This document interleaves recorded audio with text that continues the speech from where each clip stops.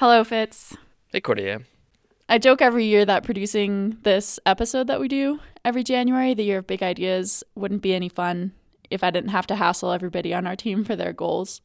It's good to have something that's always the same, isn't it? Well, the funny thing was that this year I felt like everyone in our community, not just our team, kind of struggled to dream up their goals on time for the new year. I can't imagine why that would be. I mean, with everything that's going on in this world, I understand that. Yeah, like some of our guests wrote back and sort of said, I just don't have it in me. And other people said, my goals all felt too dark, so I'm just skipping the goals this year. And a lot of people focus on just simplifying to one or two more concrete goals rather than sharing a bunch of more abstract ones.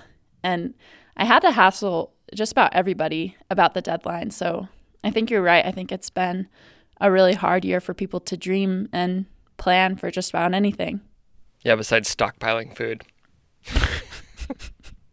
How many cans of beans do you have in your closet? Yeah. No, I mean, I think that makes total sense to hear from people, because it's worth acknowledging that this, as much as there's, I hope there's been bright spots in everyone's lives, that this has been a difficult year by all accounts and all means. Yeah. And so I understand the people's hesitancy to kind of come up with audacious ideas.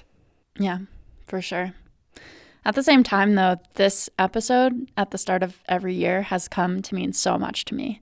Like, I feel like I gain so much inspiration from hearing about what everyone in our community is dreaming up. And I feel like this year, more than ever, I've needed that push to stay positive and keep looking forward, because it's been so easy to get stuck in my head about everything that went wrong last year. And I kind of relished the opportunity to sit down and write out a few of my goals that made me keep my chin up. Yeah, me too. I appreciate you hassling me to do this, because I think it was worth actually doing that, because I probably would have just breezed right through it. And, I think the other thing I'd say is that I don't want to diminish, I don't want to sound like a Pollyanna or sort of diminish how difficult it has been. But I do think it's worth pointing out that sometimes in moments like this, where there's a lot of confusion, a lot of uncertainty, a lot of darkness, there's also a lot of potential. That there's that sometimes these events that happen to us lead us to sort of double down and check out what we're doing with our lives, and to think about it, and to maybe take a risk we wouldn't have in a time when we were more settled. Which brings us to today's story about an awesome go-getter who didn't let 2020 come in the way of his dream. We hope this story lifts your spirits, because we know it lifted ours. And afterwards, we'll dive into our goals for 2021, just like regular times. And they may be a little bit different, but that's okay. I know we're all tired, but let's keep dreaming. I'm Fitz Cahal. I'm Cordelia Zars. And you're listening to the Dirtbag Diaries.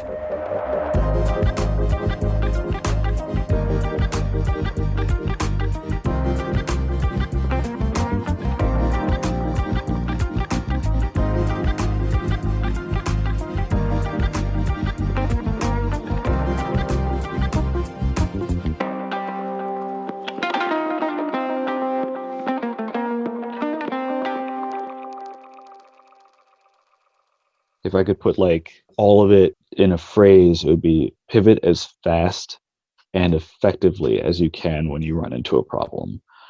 Do not take time to dwell on the problem. Recognize the problem for whatever it is, and then pivot to a solution. It doesn't even have to be the right solution. Just don't leave yourself mulling over the problems, because that doesn't fix anything. After joining the military at age 17, Doug Barclift has lived up and down the East Coast, in New Orleans and now in Washington State, working a variety of jobs, and all the while dreaming of opening a climbing gym. But when he and his wife split, his big idea lost some steam. So he shelved the gym project for a while, and he picked up work climbing cell phone towers to support himself and his two daughters. About a year later, he got a phone call. My mom calls me and says, "Hey, I'm at this franchise expo in Orlando. Have you ever seen a clear kayak?" they look great. We could buy a couple of these kayaks and start a little kayak business. What do you think? So that sounds cool, but how do you keep the kayaks clean? Doug and his mom had run a business together before selling it in 2017. Since then, she continued to brainstorm new ways to work together. And Doug couldn't lie. The clear kayak thing was intriguing. But Doug wanted to know, what happens when someone puts their hand on it? Does it leave a handprint? She goes, oh yeah, there's a big handprint. So if you put a bunch of people's butts in there, we're not going to have like a very profitable project.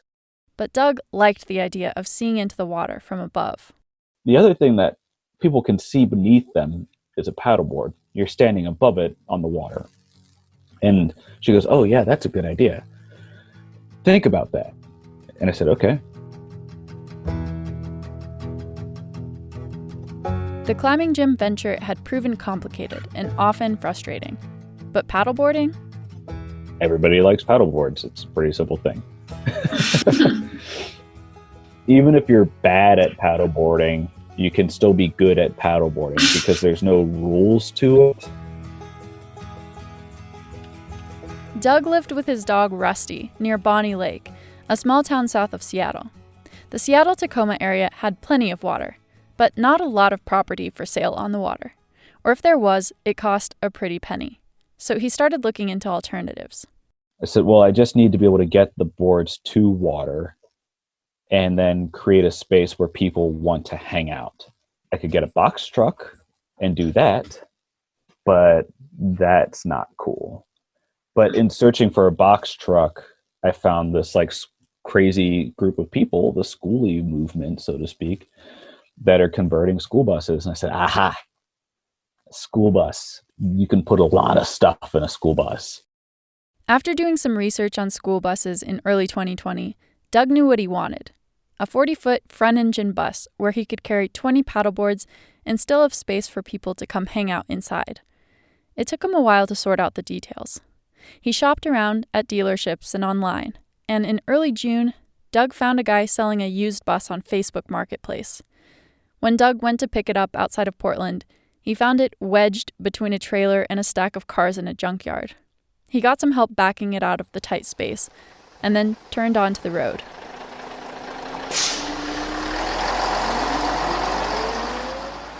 I had never driven a school bus before. It was wild.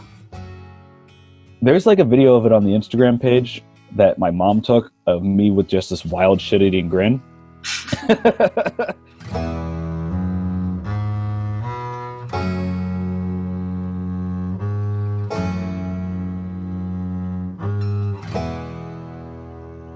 Doug had a vision of what he wanted his school bus paddleboard shop to look like.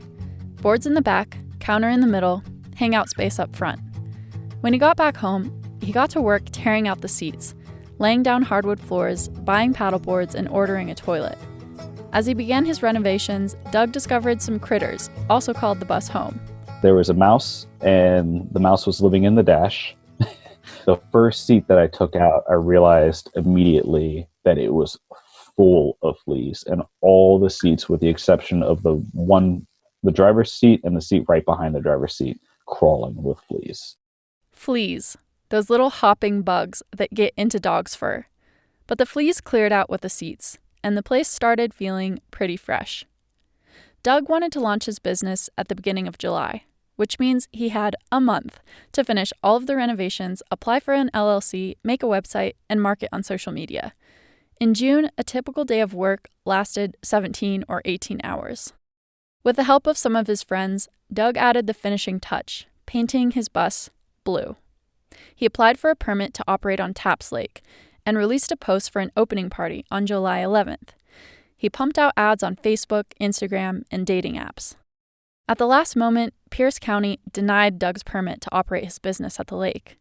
They didn't say why, and they wouldn't respond to follow-up calls. Doug already had a bunch of people coming to his opening party, so he decided to just have the party anyway, but not charge anyone for taking the boards out. When everyone showed up for his party, the county called the police on him, multiple times. They told him to leave. Doug stood his ground, saying he wasn't doing anything illegal, just enjoying the park with friends like everyone else. He hadn't charged anyone a dime. The police came and went, demanding that he clear out, but eventually they walked away, befuddled. They couldn't find any violations for having a barbecue with friends. The launch proved a success, but Doug had had his fill of Taps Lake. He spent the next 24 hours poring over waterfront property listings on the Puget Sound. The next day, he drove his bus to the Sound to poke around. I made a great deal with a landowner that ran one of the big restaurants down there in the valley at the Sound. His property manager saw me picking up trash in the parking lot and was like, "What is this guy doing?" Called the property owner and said, "Hey, there's this dude with the bus and it looks like he's doing business, but I think he's also picking up trash." He said, "Well, let him stay." And that's how Doug got his parking space across from Dickman Mill Park on the Puget Sound. He picked up trash, and they made room for his big blue bus. Thanks to his work advertising on social media, clients started trickling in to rent Doug's paddleboards. He felt nervous about how comfortable people would feel showing up in the middle of a pandemic, but his ads had caught people's attention. They were looking for a break from quarantine to move and connect. They come in and they're like, "Oh, we talked on Instagram." That like we've already had a conversation just like warms my tiny little black heart. It's fantastic. Especially here in Seattle, the civil unrest was high, and there's a lot of people that were like, "Well, we should try and support the Black community. Well, what do we want to do? Kind of want to go paddleboarding. Well, can we incorporate the Black community into that?" Well, it just so happens there's this guy over here. He popped up on my Instagram account. I would welcome your support. Once Doug had formally launched his company, he got into a rhythm. Here's how a typical summer day went. It starts at like 5:30 in the morning for me, because usually I wake up fairly early. I check the batteries because I had to charge the laptop, the Wi-Fi, the speakers. I charged the backup battery, and then I would make breakfast or pack lunch and make coffee, and then I would walk from my cottage with all this stuff on my back with the dog 2 miles down the road to the bus. He parked his bus at an accommodating farm down the road from where he lived. From the farm, he'd drive to his post on the Sound. He'd check his reservations and update spreadsheets. Pull the boards out of the bus and set everything up, find some good music to play, and kick back.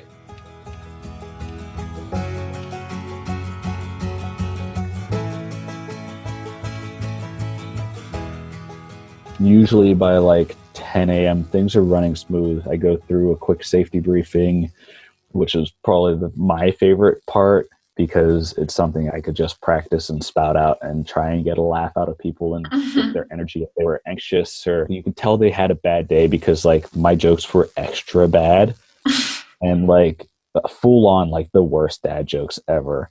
And like if they didn't crack a smile at that, I'm like, "Hey man, I don't know, maybe if like today's the day you should be on the water, you know?" And they're like, "Oh, okay, I see. It's me, it's not you." Like, "Yeah man, I'm chill. I haven't put shoes on in a week."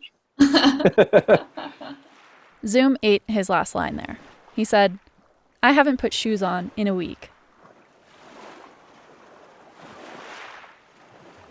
I love seeing all of the people that just, had an opportunity to get out and do something in the pandemic, even if it was like just for a couple of hours. Like the families that came out with their kids, I don't get to spend a lot of time with my kids. And so seeing other people with their kids and having like that little bit of laughter and hearing them all so excited about this.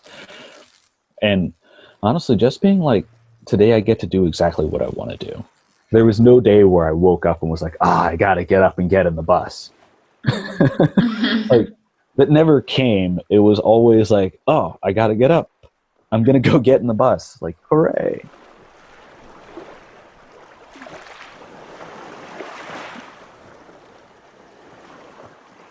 I asked Doug what the best day of his summer was. Oh man, best day. It was a Tuesday. I closed a little bit early because I had not very many clients and I just really wanted to go out. And that's the best thing about being an owner of a company, is that if you want to, you can do what you want, right? So I closed a little early. A friend and I went out and we went paddleboarding on a Tuesday. And in that period of time, dolphins popped up.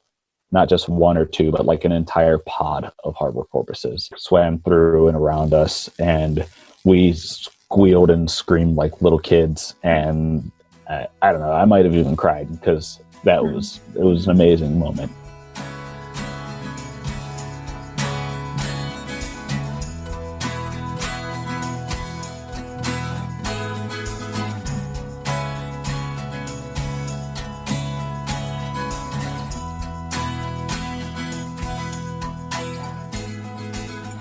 August rolled around, and with it, the smoke from the fires across the West. People couldn't breathe the air outside, and Doug lost his momentum. I thought I'd be able to carry through September, and I closed really in September. It got cold very quickly after that, and people would just, nobody wanted to be outside. Everybody was really, really anxious about another closing for quarantine. Everybody was very, the tension outside was palpable over the elections, over quarantine, people's unemployment policies. And so, there was nothing I could really do. This was the best time to try and start a new business if you had time, energy, and a little bit of cash. Mm-hmm. And it was also the worst time if you had the least bit of fragility in your stamina because it was scary. It really was, just like that nervous energy of I'm powering through all the problems. I don't know what's going to happen. And when it was running, man, it was amazing. I loved every minute of it. Even the days that were slow and I only had 2 or 3 people come in, it felt great. But when the forest fires hit and I had to close, that was the one thing. I can flip through all my notes and I look at all the bullet points of things I need to be prepared for. Forest fire was not on the list. Even though Doug had to close early in his first season, he's still looking forward to opening again next spring. And he has big ideas for season number 2 and beyond. I would love to build on the community here and do more outreach programs and incorporate the climbing scene and eventually work on a climbing gym. Big plans, little plans, but none of the stuff that's happening in the world, be it pandemic, civil unrest, social justice issues, human rights issues, I don't want any of that to stop me because all of this is for a much bigger ambition, for me at least. What do you mean when you say that? I started all of this as a direct result of fear that my family and my kids and their kids were all going to end up in this long cycle of subpar, substandard, or poverty lifestyle. Generational wealth is a thing.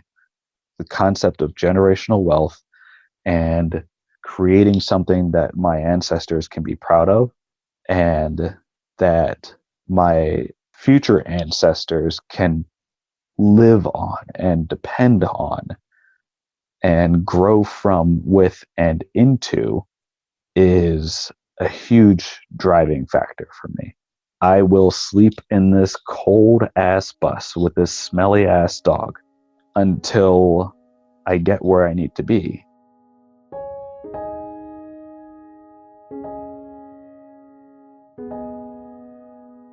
For my whole life, I feel like I've been doing the things that Black people don't do. It's been great. I've had so much fun doing it. And it's taken me all these wonderful places. And I feel like the rest of us should be able to do that too. There's no reason we shouldn't.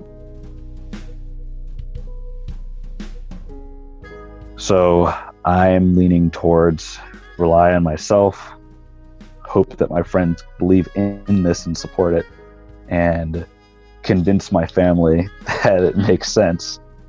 And so far, people have really followed through and are getting on board.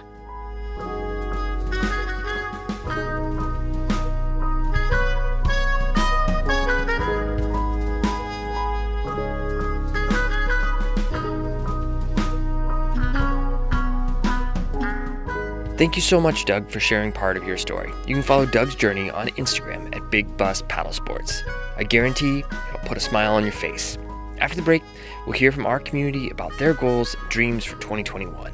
Stay with us.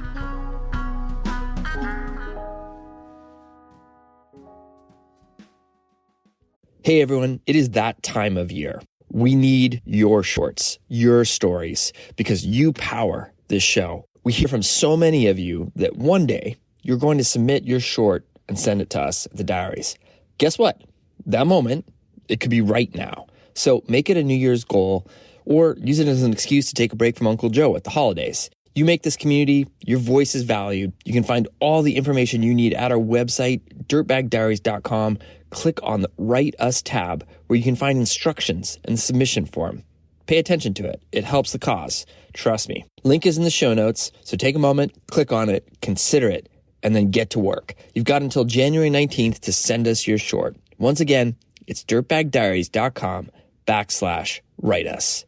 Thanks. Do you have a resolution to adventure outdoors more this year? Make it happen with Sierra Club Outings. Leaders in conservation-focused, active outdoor adventures, Sierra Club Outings hosts over 250 small group trips every year where you can backpack, kayak, raft, volunteer, and more. These trips fill up fast, so reserve your spot at sierraclub.org/outings and use the code DIRTBAG to get $100 off. With Sierra Club Outings, it's more than just a trip. It's an adventure with a cause. We'll put a link in the show notes. Check out all the incredible trips they have and make that resolution happen. I'm turning 30 in 2021, and to celebrate, I'd like to spend at least 30 nights camping by the end of the year. I only camped 23 days last year, so I'm pretty stoked thinking about 7 more days in the Idaho backcountry. One goal is to hug my grown children. I'd like to be able to travel to see them and be able to hug them. Another goal is to travel to a bustling city and feel the energy of people unafraid to mingle.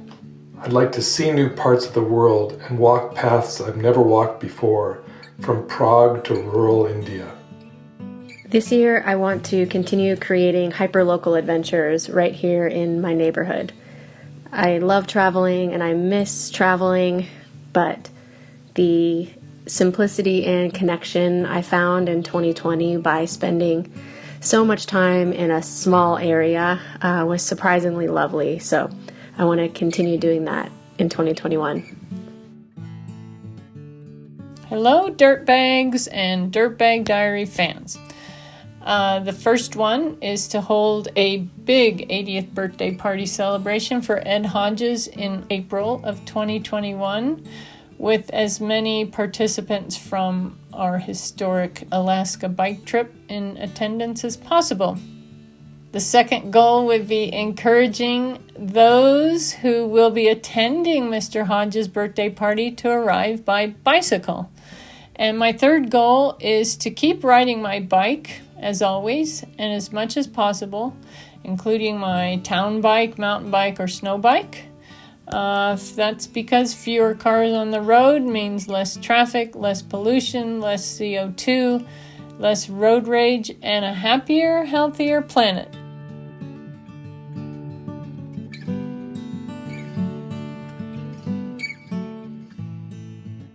Goal 1.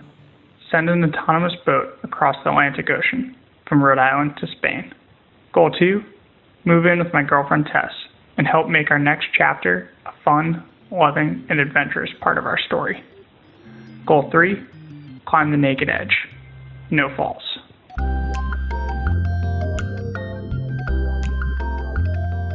This year, I want to find my own personal waterfall and climb it.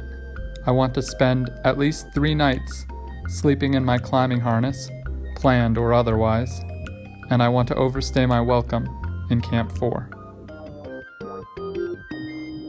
Hi, this is Kip and Steve from Platte Canyon Yacht Club, giving you an update on our goals. And so for all of our fans out there, we just want to let everybody know that we've decided not to do the pedal drive. As disappointing as that may be. Yes, we're not concentrating so much on the mechanics, but more on the mechanics of actually properly paddling. And becoming a team, right? And working together as a team and getting that swing. We feel like if we could get that swing going, we could definitely finish top 5 in 70-48, which is our goal. We actually talked about winning, Steve.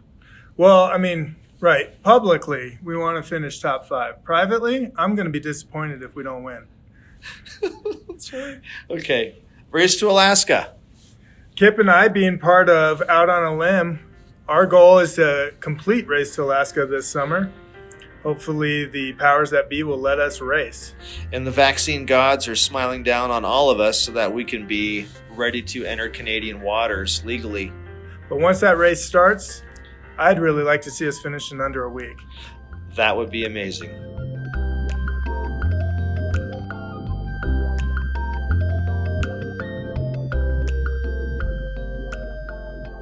In 2021, I would like to get better at coming to my own conclusions and not being afraid of the truth.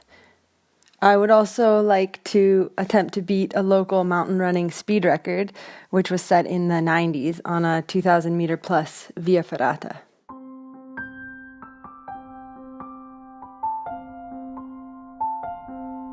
In 2021, my big idea is to get a friend or an acquaintance out hiking with me at least every month. Because that happened naturally in 2020. Because of COVID, so many people were suddenly looking to spend time outside who never normally would want to. So I ended up taking people on their first backpacking trips, on their first camping trips, and on their first hikes. It was awesome, and I'm excited to do it again next year. Let's get more people outside. I also planned my 3rd annual Sisters backpacking trip. Looks like we're going to Utah in 2021. Can't wait. In 2021, I want to find more mentors to continue learning from those who are wiser and more knowledgeable than I am. I also want to become a mentor for those who are just beginning to delve into the arts and the environment. This year, I want to continue being a voice for the environment through my photography, writing, and design. Nothing is ever accomplished when you wait for others to speak up for the things that matter the most to you. Also in this new year, and for the rest of my life for that matter, I want to continue supporting others who have been touched by cancer, directly or indirectly. It's the least I can do to give back to those who were there for me during my surgeries, therapy, and recovery. COVID has put distance between us. In 2021, I will begin to close the gap, making plans for an intergenerational adventure with my son and father. COVID brought me to filmmaking. I will continue along that path in the new year, writing and making films that matter to me.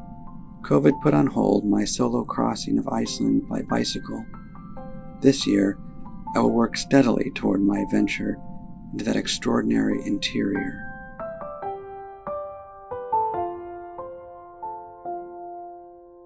In September of 2019, I set a new women's supported FKT on the Timberline Trail in honor of my best friend, Gabe Grunwald, who passed away in June of that year after living with a rare and incurable cancer for 10 years.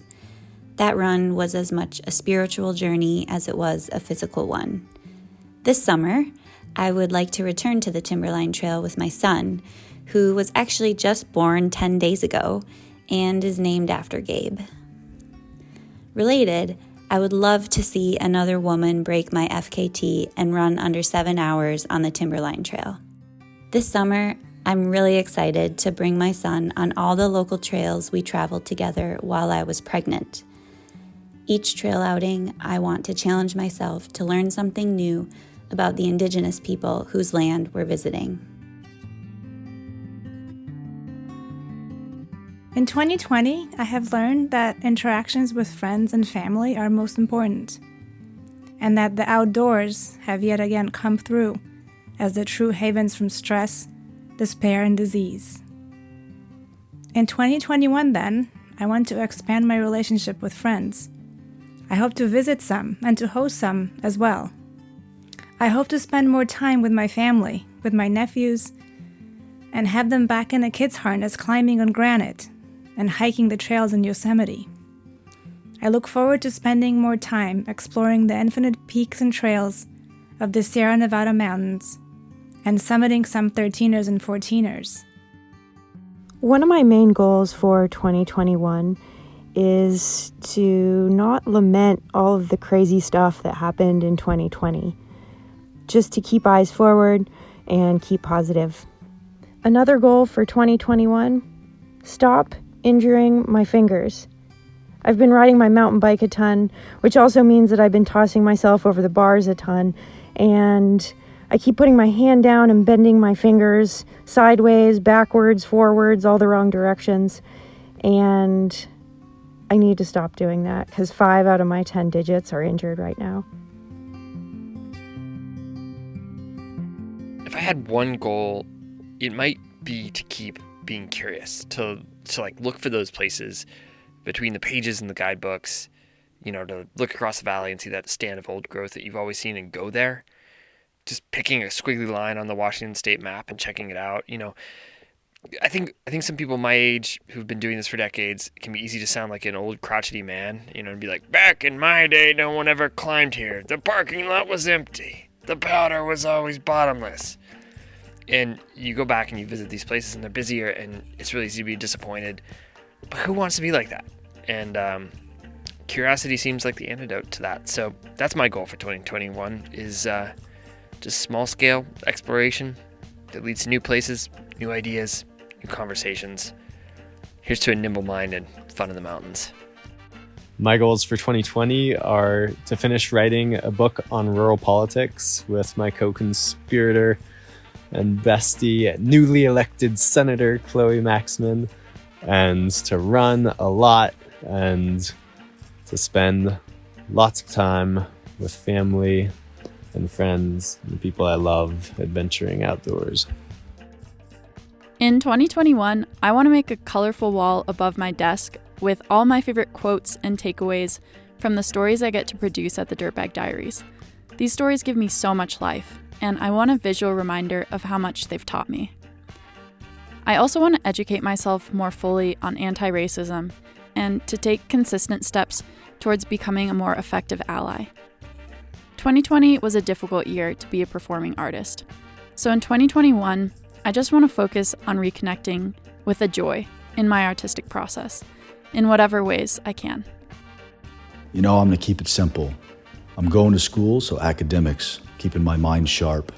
I'm studying online, so that's number one.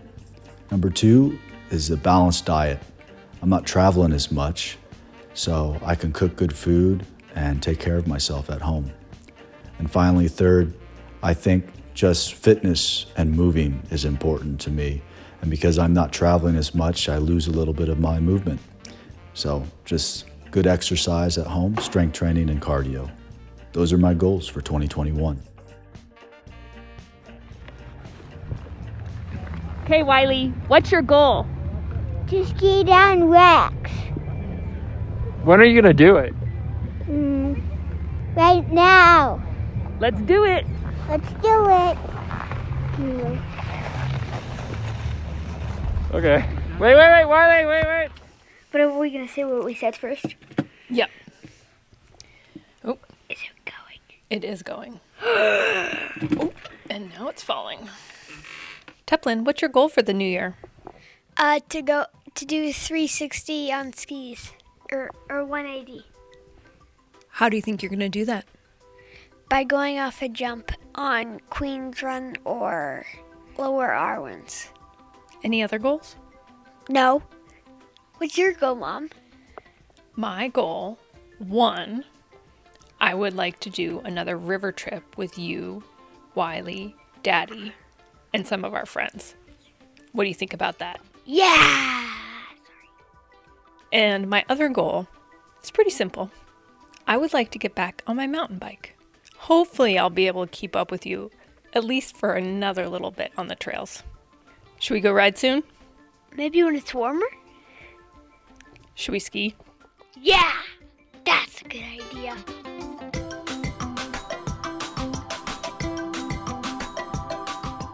So about a week ago, I sent Drake a DM, and I figured if he ever reads it, then that means that he might even look at my Instagram profile, and then that means that he may even follow me on Instagram. Okay, so my goal for the year is for Drake to read my DM. My outdoor goal for the year is to just continue exploring and seeing new... God, that's so corny. Look, this is super corny, but it's honestly just to keep seeing new outdoor spaces that I haven't seen before with people that I care about. And hopefully the weather is nice.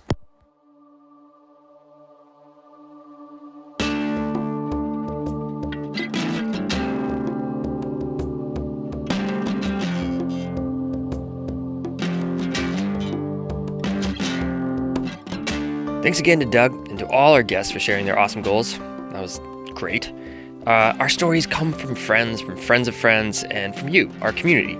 So if you have a compelling idea for a guest or a story, please give us a shout. You can use the submission form on our website, dirtbagdiaries.com. Music today from Bradley Carter, John Barry, Kai Engel, Fitzcahall, Cordelia Zars, Jason Shaw, Publish the Quest, and Brendan O'Connell. The tracks are courtesy of the Artists Free Music Archive. Jacob Bain and Nis Cotto composed our theme song. You can find the links to the artists at our website, dirtbagdiaries.com. This episode was produced by Cordelia Zars and edited by Becca Cahal and Ashley Langholz. Illustration by Walker Call. Graphics by Anya Miller. Becca Call is our executive producer. I'm Fitz Cahal, and you've been listening to the Dirtbag Diaries. Thanks for tuning in.